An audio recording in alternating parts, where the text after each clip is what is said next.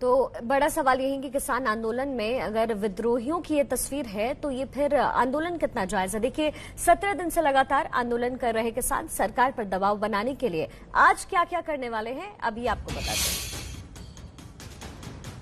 दें। दिल्ली जयपुर दिल्ली आगरा हाईवे जाम करने का ऐलान किया गया है। पंजाब से 700 ट्रैक्टरों में आ रहे हैं किसानों के नए जत्थे। इसके साथ ही टोल नाकों को फ्री रखकर सरकार पर दबाव बनाने की कोशिश की जाएगी, क्योंकि अगर इन नाकों को सील किया गया, इन नाकों को फ्री किया गया तो सरकार को करोड़ों का नुकसान होगा। दिल्ली जयपुर दिल्ली आगरा वो हाईवे जहां से लगातार लोगों की आवाजाही होती है, वहां चक्का जाम किया जाएगा। लगातार किसानों का दल दिल्ली की ओर कूच कर रहा है। और जरा सोचिए 700 ट्रैक्टरों में अगर भरकर किसान दिल्ली पहुंचते हैं तो आज दिल्ली की स्थिति क्या होगी।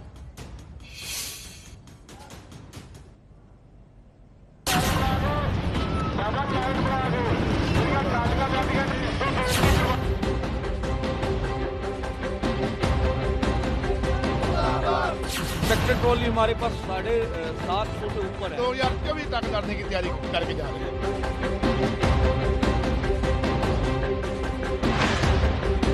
हम ये सरकार ना माने तो थोड़े दिनों में सारे भारत का रेलवे चक्का जाम करेंगे।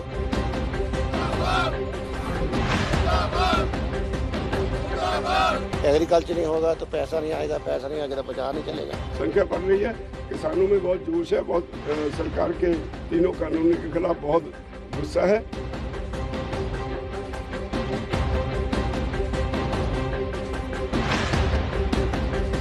आंदोलन समाप्त करके और वार्ता का रास्ता अपनाना चाहिए।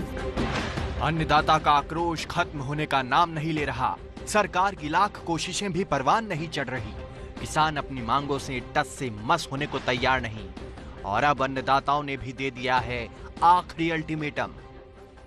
आज से आंदोलन का स्तर बड़ा करने की तैयारी है। सबसे पहले किसानों के आज के कार्यक्रम पर नजर डाल लीजिए। किसानों ने जयपुर दिल्ली और आगरा दिल्ली हाईवे बंद करने का प्लान बनाया है। रिलायंस और जियो के आउटलेट्स के बाहर प्रदर्शन करने का कार्यक्रम है। पहले से ही दिल्ली से सटी सीमाएं लंबे समय से सील हैं। अब जयपुर और आगरा को जोड़ने वाली सड़कें बंद कर किसान सरकार पर दबाव डालने की तैयारी कर रहे हैं। सभी भारत में होगा। पहले अब पंजाब में रेलें बंद की थे ना, 10 तक का अल्टीमेट था, वो वापस ले लिया हमने। हम ये सरकार ना मानी तो थोड़े दिनों में सारे भारत का रेलवे चक्का जाम करेंगे। ये जो जयपुर दिल्ली मार्ग है ये 12 को या 13 को बंद हो जाएगा। राजस्थान के लोग चल पड़े क्योंकि 8 तक इलेक्शन थी वहाँ, तो ये आगरे वाला है वो यूपी वाले कर देंगे ये 12 को, तो दिल्ली के सारे नाके बंद कर देंगे। यही नहीं, टोल प्लाजा को फ्री करने के लिए प्रदर्शन की भी तैयारी है। देश भर में अगर सभी टोल प्लाजा एक दिन के लिए भी फ्री रहते हैं तो इससे करोड़ों रुपए का नुकसान होता है। खैर, किसानों का सरकार पर दबाव बनाने के लिए आर्थिक मोर्चे पर बंदी का प्लान है। अगर एग्रीकल्चर ना चला तो सभी कारोबार बंद हो जाएंगे। एग्रीकल्चर नहीं होगा तो पैसा नहीं आएगा, पैसा नहीं आएगा तो बाजार नहीं चलेगा, बाजार नहीं चलेगा तो आप समझते क्या होगा। ये प्रॉब्लम। कई राउंड की बातचीत हुई है, उस बातचीत के बेनतीजा रहने के बाद में अब लगातार किसानों का यही कहना है कि जो आंदोलन का दायरा है उसको और ज्यादा व्यापक किया जाएगा और इसकी शुरुआत करने का दिन तय किया है 12 दिसंबर। 12 दिसंबर को दिल्ली जयपुर हाईवे और दिल्ली आगरा हाईवे के साथ साथ देश भर के जितने भी टोल प्लाजा हैं उनको टोल फ्री करवाने की बात कही गई है। किसानों ने सरकार को चेतावनी दे दी है कि अब आर पार की लड़ाई है। 14 दिसंबर को देश भर में जिला मुख्यालयों पर धरना देने की भी तैयारी है। 14 को हमने सद्दा दिया है, सभी डिस्ट्रिक्ट लेवल पर धरना प्रदर्शन होगा और बीजेपी के लीडर का घेराव होगा। वैसे सिर्फ सड़कों पर ही चक्का जाम की तैयारी नहीं, बल्कि रेलवे के पहियों पर भी ब्रेक लगाने की रणनीति पर काम किया जा रहा है। लगातार आ रहे हैं, किसान संख्या बढ़ रही है, किसानों में बहुत जोश है, बहुत सरकार के तीनों कानूनों के खिलाफ बहुत गुस्सा है और ये जन आंदोलन बन गया है, अब सिर्फ किसानों तक सीमित नहीं है। यहाँ समझना जरूरी है कि इस आंदोलन से सबसे ज्यादा नुकसान राजधानी में रहने वाली आबादी को हो रहा है। सिंघू, टिकरी, औचंदी, प्याऊ, मनियारी, मंगेशपुर बॉर्डर बंद है। अब अगर आज से जयपुर और आगरा हाईवे भी बंद होता है तो दिल्ली में रहने वालों की मुश्किलों में कई गुना इजाफा होगा। एक तरफ किसान आंदोलन को रफ्तार देने के लिए कमर कस रहे हैं, तो दूसरी तरफ सुरक्षा की भी चाक चौबंद व्यवस्था की जा रही है। दिल्ली और आसपास के जिलों में सुरक्षा के कड़े इंतजाम भी किए गए हैं। फरीदाबाद में कानून व्यवस्था बिगाड़ने वालों को रोकने के लिए पुलिस ने खास तैयारी की है। 3500 पुलिसकर्मी तैनात रहेंगे। वहीं ड्रोन कैमरों से भी नजर रखी जाएगी। फरीदाबाद के हर टोल प्लाजा पर एक सहायक पुलिस आयुक्त और थाने की पुलिस के अलावा रिजर्व पुलिस बल भी तैनात किया गया है। एक तरफ पुलिस की तैयारी चल रही है, तो दूसरी तरफ जत्थे के जत्थे दिल्ली की तरफ कूच कर रहे हैं। तस्वीरें अमृतसर की हैं, जहां से किसानों का बड़ा जत्था दिल्ली की तरफ रवाना हुआ है। करीब 700 ट्रैक्टर पर सवार होकर अमृतसर से निकला ये जत्था पूरे जोश और उत्साह के साथ दिल्ली आ रहा है। इनके पास खाने का सामान भी है, सर्दी से बचाने वाले कपड़े भी हैं। तमाम समाज सेवी संस्थाएं भी किसानों का सहयोग कर रही हैं। अमृतसर से किसानों को दिल्ली तक मुफ्त डीजल भी उपलब्ध करवाया जा रहा है। अमृतसर से तोड़ेंगे ये जो काफिला सरवण सिंह पंधेर की अगुवाई में, ये बहुत बड़ा काफिला जो आगे दुराहे जाकर तो 50,000 के ऊपर काफिला हो जाएगा। बहुत बड़ा आगे ब्यास भी जो हमारी जो ट्रैक्टर ट्रालियां खड़ी हैं, यहाँ से काफिला लेकर जाएंगे। अब इस तस्वीर को देखिए। नूह जिले के हरियाणा राजस्थान सुनहेड़ा बॉर्डर पर महाराष्ट्र के राज्य मंत्री बच्चू खड्डू भी पहुंच गए हैं। किसानों को जन समर्थन मिल रहा है।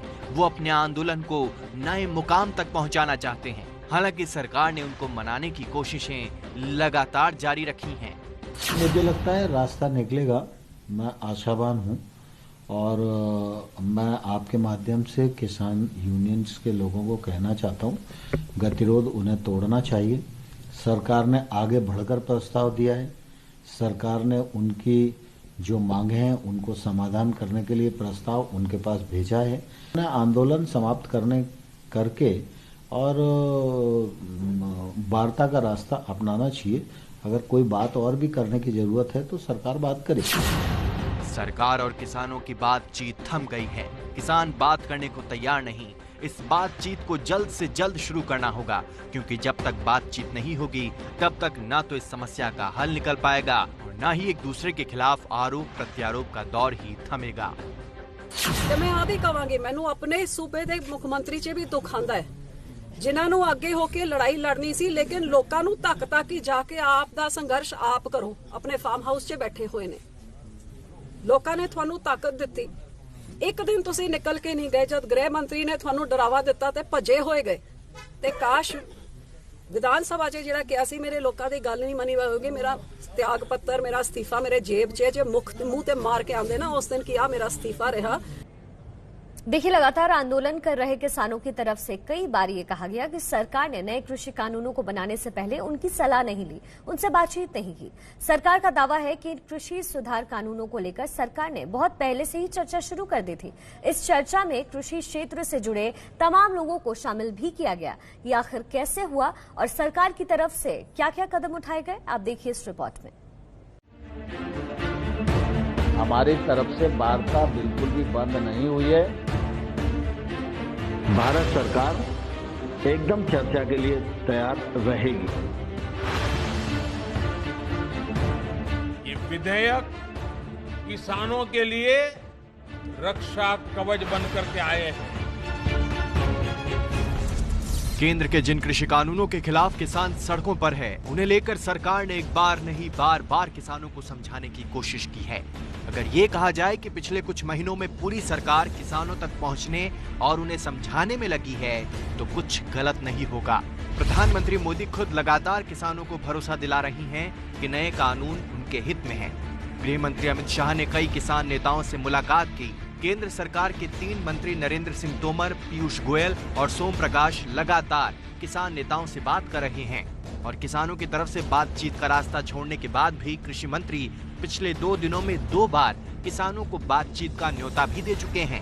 आपकी तरफ से जब भी चर्चा की स्थिति के लिए कहा जाएगा, भारत सरकार एकदम चर्चा के लिए तैयार रहेगी। हमने जो प्रस्ताव भेजा है उस पर विचार पूर्वक वो रिस्पांस दें और वो वार्ता के लिए कहेंगे तो हम वार्ता के लिए जरूर तैयार हैं। उनको निमंत्रण भी देंगे, उनको बुलाएंगे भी।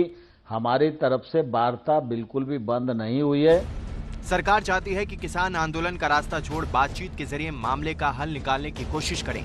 जब ये कानून नहीं बने थे तब भी सरकार लगातार किसानों को ये समझाने में लगी थी कि नए कानूनों में किसानों के खिलाफ कोई बात नहीं है। खुद प्रधानमंत्री मोदी इन कानूनों को लेकर हर भ्रम को दूर करते रहे हैं। ये विधेयक किसानों के लिए रक्षा कवच बनकर के आए हैं। नए कृषि सुधारों से किसानों को नए विकल्प और नए कानूनी संरक्षण ही तो दिए गए हैं। सरकार की तरफ से प्रकल्प, किसान के लिए विकल्प, और दोनों साथ साथ चले तभी देश का कायाकल्प होता है। अलग अलग जगहों पर दिए अपने भाषणों से लेकर मन की बात जैसे कार्यक्रम में पीएम मोदी ने बार बार किसानों को समझाने की कोशिश की। बीते दिनों हुए कृषि सुधारों ने किसानों के लिए नई संभावनाओं के द्वार भी खोले हैं। कृषि सुधार कानूनों के ऐलान के बाद से प्रधानमंत्री मोदी अलग अलग मंचों पर 25 से ज्यादा बार इसके बारे में बता चुके हैं। यानी हर हफ्ते कम से कम एक बार प्रधानमंत्री मोदी ने इन कानूनों के बारे में बात की है। 15 अगस्त को लाल किले के प्राचीर से लेकर बिहार चुनाव तक पीएम मोदी ने इन कानूनों के बारे में बताया। प्रधानमंत्री ने अपने भाषणों में तीनों कृषि कानूनों के हर पहलू को समझाया। कानूनों को लेकर किसानों की आशंकाओं को दूर करने की कोशिश की। वहीं कृषि मंत्री और कृषि मंत्रालय की तरफ से ये कोशिश कानून बनाने की प्रक्रिया के समय से ही शुरू हो गई थी। कृषि मंत्रालय ने इन कानूनों को लेकर कृषि क्षेत्र के जानकारों से लेकर विभाग के पूर्व अधिकारियों से व्यापक चर्चा की। कई किसानों और मंडी के अधिकारियों से भी फीडबैक लिया। फार्मर प्रोड्यूसर ऑर्गेनाइजेशन से लेकर कई किसान संगठनों से सुझाव लिए। भारत सरकार ने जो कानून बनाया बहुत सोच समझ के बनाया, विचार पूर्वक बनाया, किसानों के जीवन स्तर में बदलाव लाने के लिए बनाया, किसानों के साथ जो वर्षों से अन्याय हो रहा है उसको दूर करने के लिए बनाया, किसान बेहतर जिंदगी जी सकें, फायदे की खेती कर सकें, इस नियत से कानून बनाया है। कृषि कानूनों को अमली जामा पहनाने से पहले ही सरकार ने किसानों तक पहुंचने की कोशिशें शुरू कर दी थीं। छोटे छोटे और दूर दराज के किसानों को इन कानूनों और कृषि क्षेत्र में सुधार की सही जानकारी देने के लिए सरकार की तरफ से वेबिनार और ट्रेनिंग सेशंस का आयोजन किया गया। कानून आने के 4 महीने पहले यानी जून में ही केंद्र सरकार की तरफ से 708 वेबिनार और ट्रेनिंग सेशंस का आयोजन किया गया। के जरिए सरकार ने 21,231 किसानों को नए कानूनों के बारे में जानकारी दी। इसी तरह जुलाई में 873 वेबिनार और ट्रेनिंग सेशंस के माध्यम से 26,196 किसानों को जानकारी दी गई। अगस्त में 852 सेशन हुए, सितंबर में 840 सेशन, अक्टूबर में यानी कानून आने के बाद 36,102 वेबिनार और ट्रेनिंग सेशन हुए। उनके जरिए 27,07,977 किसानों को कानूनों के बारे में बताया गया। नवंबर में 64 लाख से ज्यादा किसानों के लिए 97,679 सेशन हुए। इस तरह पिछले 6 महीनों में सरकार ने 1,37,054 वेबिनार और ट्रेनिंग सेशन करके 92 लाख से ज्यादा किसानों तक अपनी बात पहुंचाई। इसके अलावा अक्टूबर के महीने में किसानों को कानून की जानकारी से जुड़े 2.23 करोड़ एसएमएस भी भेजे गए। सरकार ये सब सिर्फ इसलिए कर रही है जिससे किसी भी किसान के मन में कोई भ्रम न रहे। कृषि मंत्री नरेंद्र सिंह और उसके बाद आंदोलनकारी किसान नेताओं के साथ हुई हर बैठक में शामिल रहे। मैं आपके माध्यम से सभी यूनियंस के लोगों को कहना चाहता हूं, प्रस्ताव पर पुनर्विचार करें। प्रस्ताव में अगर कोई आपत्ति है तो आपत्ति के लिए चर्चा करें। मैं चर्चा करने के लिए, सरकार चर्चा करने के लिए पूरी तरह तैयार है। सवाल है कि जब सरकार कानून बनाने की प्रक्रिया शुरू होने से लेकर अब तक लगातार किसानों के संपर्क में है, उनके सुझावों को सुन रही है, सुझावों के आधार पर कानून में बदलाव के लिए भी तैयार है, तो फिर किसान संगठनों की जिद और अड़ियल रवैये का मकसद क्या?